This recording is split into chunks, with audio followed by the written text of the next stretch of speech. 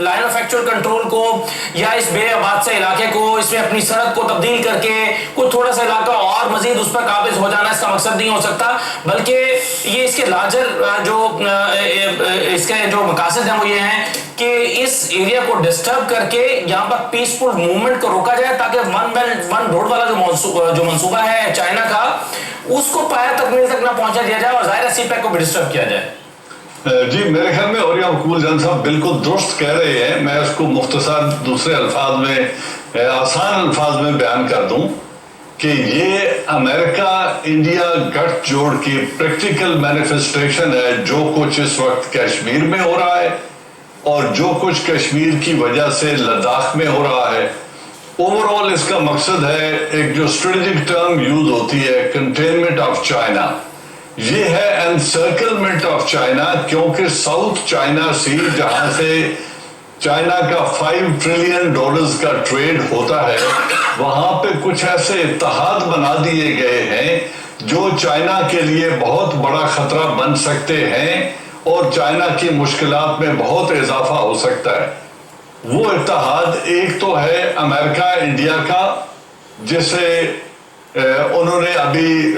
South China میں جو ان کی اسٹریٹجی ہے اس کو انڈو پیسیفک اسٹریٹجی یا انڈو پیسیفک کمانڈ کا نام دے کر ہندوستان کو آن بورڈ کیا ہے وہاں پہ فزیکل پارٹنرشپ کے لیے، ملٹری پارٹنرشپ کے لیے۔ دوسرا وہاں پہ اتحاد بنا ہے 4 ملکی اتحاد، امریکہ، انڈیا، آسٹریلیا اور جاپان کا، اور پھر فلپین میں آلریڈی امریکہ کی فوجیں موجود ہیں، ویتنام کے ساتھ، فلپین کے ساتھ، ملیشیا اور انڈونیشیا کے ساتھ جو ساؤتھ چائنا سی کے نمبر آف آئلینڈز ہیں ان کی وجہ سے انریسٹ کریٹ کرنے کا وہاں پہ پوٹینشل ہے۔ اس چیز کو اوبویٹ کرنے کے لیے، اس سے بچنے کے لیے اور اپنے انٹرنیشنل ٹریڈ کو جاری رکھنے کے لیے چائنا نے اس چیز کو بہت پہلے بھانپ لیا تھا اور انہوں نے بیلٹ اینڈ روڈ انیشیٹو کا آغاز کر دیا تھا۔ یہ تھا تاکہ وہاں اگر کچھ ہوتا ہے مجھے 7 ارب آبادی۔ جی مجھے سر ایک چھوٹا سا بریک لیں، اپنی بات کو مکمل کر لیجیے گا، لیکن ایک اور سوال جو آپ دونوں کی بات سے میرے ذہن میں پیدا ہو رہا ہے وہ یہ کہ اگر منصوبہ اتنا بڑا تھا، ایک جو بریک پہ جانے سے پہلے بات ہو رہی تھی اوریہ صاحب کا اور جنرل اعجاز امان صاحب کا خیال تھا ڈاکٹر صاحب کہ یہ بنیادی طور پر بھارت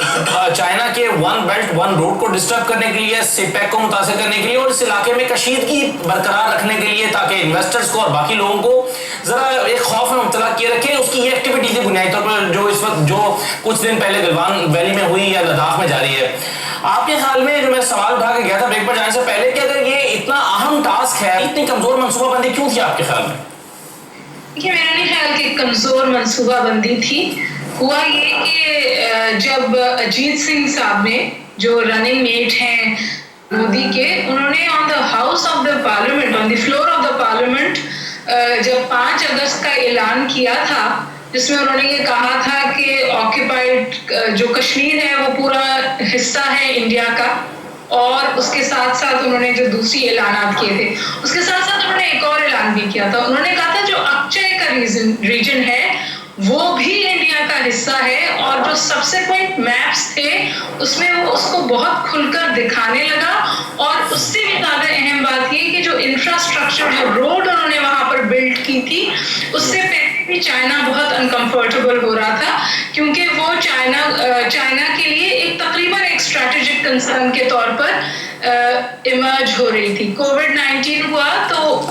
نہ تو بیجنگ نے اس بات کو معاف کیا اور نہ اس کو بھولا، بلکہ اسی وقت وہاں کی فورن منسٹری سے بہت واضح طور پہ انڈیا سے کہا گیا تھا کہ یہ آپ نہ کریں۔ انڈیا کنٹینیوڈ ود دیٹ، اور ان سم ویز آپ دیکھیے آپ ایک مختلف چائنا کو آج دیکھ رہے ہیں۔ اس بارڈر پہ ہمیشہ سے ٹینشنز رہی ہیں کہ جو معاہدے ہیں جن میں دونوں طرف سولجرز آرم ہوتے ہیں لیکن ان معاہدوں کے تحت وہ آرمز استعمال نہیں کرتے، تو وہ آرمز تو ابھی بھی استعمال نہیں ہوئے، لیکن ظاہر ہے جیسے آپ نے کہا کہ وہ باربڈ وائر کے ساتھ پولز پہ لپیٹ کر جو آپس میں जब फिनिश हुई उसकी वजह से बहुत ज्यादा नुकसान हुआ। और जो फुटेज आ रही है उस फुटेज में इतना मालूम होता है कि जो इंडियन कैजुअलिटीज हैं वो बहुत हाई। और जिस तरह से बाकी मेहमानों ने इस पर राय का इजहार किया, ये बड़ी इंपॉर्टेंट चीज़ है। ये ऐसा नहीं है कि सिर्फ आपने 2-4 जो है वो मीटर आगे ज़्यादा जगह लेने के लिए एडवेंचर किया हो, इसके अहदाफ हैं। पाकिस्तान आपके ख्याल में इस सारे मामले को किस तरह से देख रहा होगा? पाकिस्तान से पहले देखें जी, पहले हमें मोदी का जो जहन है, मोदी का जो मिजाज है, मोदी की जो उस्ताद तबा है और मोदी का माजी है, उसको जहन में रख के फिर तबसरा करना आसान हो जाता है। मोदी हो, हिटलर हो, सद्दाम हुसैन हो, ये जो लोग कामयाबियाँ पे दर पे कामयाबियाँ हासिल करते हैं, छोटी सतह से उठते हैं और बड़े मनसब पर पहुँचते हैं, तो उनके यहाँ एक देवता का तस्वुर अपने बारे में जो ज़हनशीन होता है कि ये कामयाबी हमारे मुकद्दर में लिखी गई है, हम जो भी करेंगे वो करके दिखाएंगे। उन्होंने गुजरात किया, मोदी साहब ने, किसी ने नहीं पूछा उसको, ना अमेरिका ने सिवाय इसके कि पाबंदी लगा दी कि ये आ नहीं सकते। एक बुचरा गुजरात जो था वो वज़ीर आज़म बन गया इस मुल्क का। फिर 5 अगस्त को उसने किया, कश्मीर पर किया, तो सब ने एक्सेप्ट कर लिया। ज़ुबानी कलामी कुछ हुआ पाकिस्तान समेत, कोई अमलन तो कुछ भी नहीं हुआ, कोई मुखालफत ऐसी नहीं हुई, ना अंदर आई ना बाहर आई। उसके बाद लद्दाख का मामला तो उसी वक्त ही उसने जहन में सोच लिया था कि वो मोदी के जहन में ये है कि मुझे भगवान ने इस मनसब पर बिठाया है और मैंने एक वो महाभारत जो है वो जंग लड़नी है और उसके नतीजे में वो तस्वुर जो भारत का है उसको बहाल करना है। उसका ख्याल होगा कि पहले भी तो एक हुई थी ना छोटी सी झड़प जिसमें वो कुछ भी नहीं हुआ था, और उसके